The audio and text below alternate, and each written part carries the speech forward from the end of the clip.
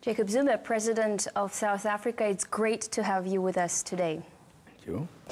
I've heard you recently warning Western corporations of pursuing a colonial approach to Africa. What exactly does that mean? Well, the colonial approach that we are talking about, as you know, Africa is the only continent in the world that was colonized by Europe, totally. We had to fight what we call the anti-colonial wars to free ourselves. And they were bitter wars. They were not just small wars, very bitter. When Africa became free, there was no arrangement how to make Africa develop. So they were left as they were. Up to this day, in some of the African countries, you still have the armies of the former colonial countries. What do they want there? You still have a mentality that they look at you as a former subject when they do business with you. And the fact that we have not shifted in terms of how the economic relations are, that's a bigger problem. The companies that dominate these countries come from the former colonial countries. In no way you have the indigenous companies growing to be in charge, so to speak. So that's a kind of relationship which is very skewed. It's not balanced. And there's been no effort to them who have the means to help balancing the relationship. That's what we are talking about. We were saying so also because at times there's a bit of an interference in what Africa is doing. You know, since you say you have listened to some of us speaking, you must have listened to us talking about a country called Libya, which from a country operating has been put into a very serious crisis. The Africans were there with a roadmap to solve the problem. They refused. They thought that the best thing is to bomb Libya out of this world. And they bombed it continuously, knowing very well that we don't agree. That is using their colonial position against those that they had colonized. And we now have ended up with that region totally undermined, and they are no longer there to solve the problems. That's the relationship I'm talking about. But since you're very acting in trying to resolve this conflict in Libya, I know that you were trying to persuade Gaddafi to step down. How that happened? Do you think that could have spared his life? Absolutely. Absolutely. The AU had a roadmap wherein Gaddafi had agreed to bow out of power with a specific arrangement guided and monitored by the AU and perhaps by others as well, so that the change that people are talking about would have come without many people being killed, without Gaddafi having died, having to die. So the AU, with a clear roadmap, was undermined by the Western countries. Mm-hmm. That's the reality. But we see a similar situation playing out in Syria right now. People say that intervention is not an option. Others say that situation has gotten so out of hand that peacekeeping forces can really not do anything much at this point. What do you think is the best way out? Are we seeing a total failure of diplomacy in a dead-end situation in Syria? Well, I'm not sure there's a total failure of diplomacy. Generally, people agreed. We've all been calling for a kind of coming together of the Syrian people to solve their problems, that they should be helped to do so. But some countries have been saying no, because the matter went to the Security Council. They could not agree. That has been the problem. And that's part of what makes smaller countries or countries that are not members of the Security Council to have a problem if that institution does not change or transform. Because it means we can sit one day, as we are looking at in Syria, look at a country being destroyed before our eyes in this modern age, as if it is decades back wherein there could be wars that could finish the countries. Nobody can explain in this modern age, in democratic age, that why have we allowed Syria to be destroyed as it has been destroyed. So it's a big problem. Now I'm happy that people are beginning to say we need to find a solution. In fact, for people who are saying it's too late now, they want it that way. Because there was a time we could have come in we could have said, solve the problems, find a solution, whatever views. People didn't do so because it was not satisfying the interests. Mr. President, if it were to help resolve the problem in Syria, would you be ready to host President Assad in South Africa and give him asylum? Well, I'm not sure whether you want me to answer that question really, because I don't know what is it that makes people think he should leave Syria. He's a Syrian. There's been a problem that has developed in Syria. He's part of it. He must participate in resolving it. What Syrian people should do is to find a solution. And a solution I don't think is a good solution, a solution that then ejects other citizens out of their own countries. Because if it is agreed, it should be agreed how then it would be handling a man who was the head of state when the problem began. I don't think we should begin to say, can South Africa host him if he's... This business of people leaving their countries because there are political disagreements, I'm not sure whether it works. Because I can be out there and I can be unhappy, I can plan to come back and I'll come back fighting. Because they must find a solution that must be accepted by everybody, including what happens to those who have been acting on either side. That solution should include that. I think jumping into a solution whether a country could accept that man or not is going too far and even beginning to influence what kind of a solution we have about certain individuals. If they were part of the problem, they must be part of the solution. You know, partially huge problem in the Syrian conflict is uncontrolled terrorism. And I know that South Africa's media has been carrying a lot of the story lately about Al-Qaeda terrorist training in South African camps with really no action from the government. Do you fear that maybe radical Islam can reach Africa as far as your country?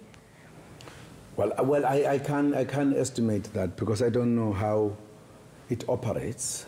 All I know right now, it has begun to be a problem in Northern Africa.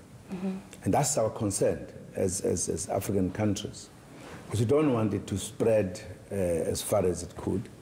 And of course, there has been those reports in South Africa wherein secretly people have been trying to train. I think that is the word they've been using in South Africa, that there have been some places where they've been seen or found training, not fighting, which means people training maybe to be sent to other places we don't know. That's why I'm saying you cannot answer the question how far it will spread. What is important is that the world must stop it from spreading because it is not good at all, the way it handles things in the places where it goes. I would like to get back really shortly to what we were saying about the colonization of Africa by Europe. There is also widespread belief that Europe, because it colonized Africa completely, like you said, at some point they just left Africa with disease and ruined economies, and they're morally indebted towards Africa, not only economically. Do you believe that also? Is Europe indebted? Of course, yes, they messed up Africa. Not just they're indebted, they actually messed up Africa. They should have corrected their mistakes if they thought they committed some mistakes. In other countries, they did nothing. They did not development. But in the majority of cases, they sucked the wealth of that continent into their countries and made their countries rich and did not develop Africa. That's the reality. If things were equal, they would have said, look, let us do something to help these free Africans now to develop. They just abandoned Africa.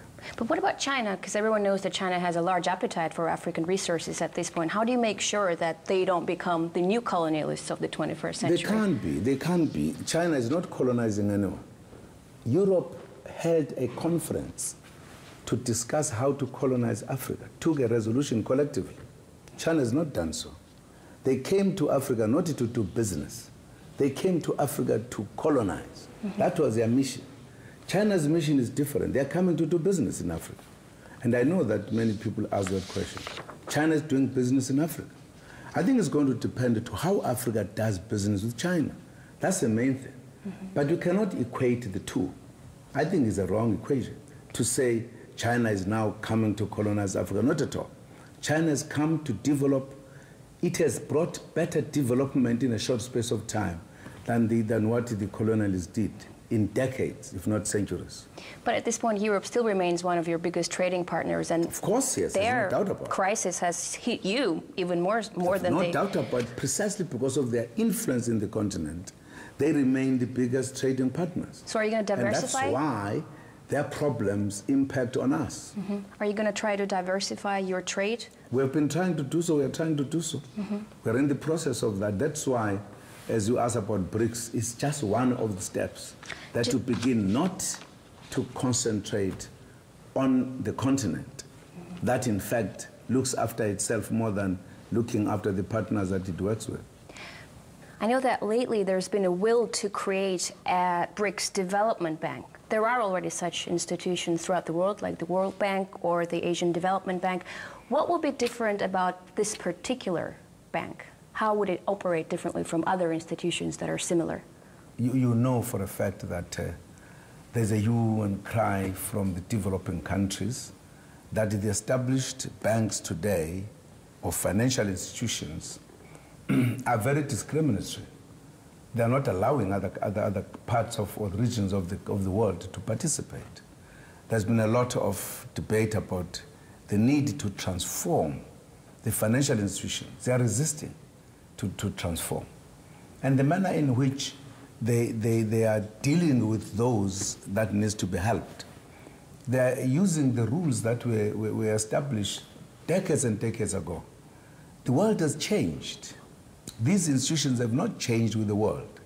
They still remain dealing with matters in the manner in which they do. There will be very few countries, if there will be any, that would say, as a result of them approaching these institutions, they were able to grow and get out of trouble. There will be very few that you could think of. This bank that we have agreed to establish is going to operate differently. Firstly, it's going to focus on the developing world. It's going to focus on the economic development of the third world. It's going to look, for an example, as in Africa, we are engaged in the massive infrastructure development in different countries as a collective in the continent. And these have been there for a long time, long before we thought of this bank. And there's been a problem how to fund them as quickly as possible, precisely because of the rules that I'm talking about. This bank, even before it is finally established, already the African countries have engaged BRICS leadership to say this bank must be useful. So it's going to be user-friendly to the developing countries, very deliberately, so that it is helpful to develop the economy of the developing countries. And the kind of conditions that is going to put, they are not there now, but certainly there will be the conditions that help to get those countries that are in trouble out of those troubles. Do I understand correctly that we're talking mainly about BRICS countries themselves and the countries that are surrounding them when we talk about... No, we're talking about the bank that is going to deal with the developing world, so to speak. All of the world. It's not restricted to BRICS or to few countries around. All the countries that are developing countries. This, in other words, is a new bank that reflects the changed world that's going to be dealing with people differently from the banks that are dealing with the kind of thinking of the old world. Mm-hmm. So every country will benefit. There's no country that's not going to be. It's not done for BRICS only. Mm-hmm. BRICS does business with the developing world, of course with others. So because this bank is BRICS Bank, it will be dealing with the countries that it deals with them. Okay, Mr. President, thank you very much for this interview. Thank you very much.